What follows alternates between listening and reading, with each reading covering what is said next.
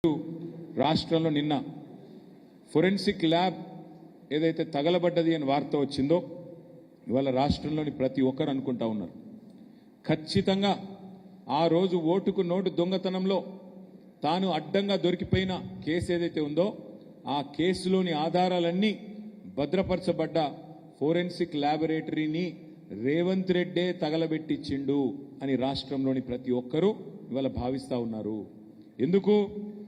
ఎందుకంటే ఒక నేరస్తుడే ఇవాళ ముఖ్యమంత్రి అయినాడు. మరి ఆ నేరస్తుడు సహజంగా ఆయననే హోంమంత్రి. ఆ హోంమంత్రి కిందనే ఉండేది పోలీసు వాళ్ళు. ఈ ఫోరెన్సిక్ ల్యాబ్ ఇవన్నీ కూడా ఆయన కిందకే వస్తాయి. అందుకే ఏం చేసిండు, మరి తానే స్వయంగా కుట్రబన్ని మనందరం మున్సిపల్ ఎన్నికల్లో బిజీగా ఉన్నప్పుడు మరి అక్కడ ఇవాళ ఈ కుట్రకు పాల్పడి మొత్తానికి ఆధారాలన్నీ లేకుండా శాశ్వతంగా ఈ కేసులోంచి బయటపడేందుకు ఒక పన్నాగం బనినట్టుగా మేమందరం కూడా అనుమానిస్తా ఉన్నాం. నిన్న జరిగింది ప్రమాదం కాదు, నిన్న జరిగింది అగ్ని ప్రమాదం కానే కాదు, అనుకోకుండా జరిగింది అంతకంటే కాదు, ప్రకృతి వైపరీత్యం కాదు.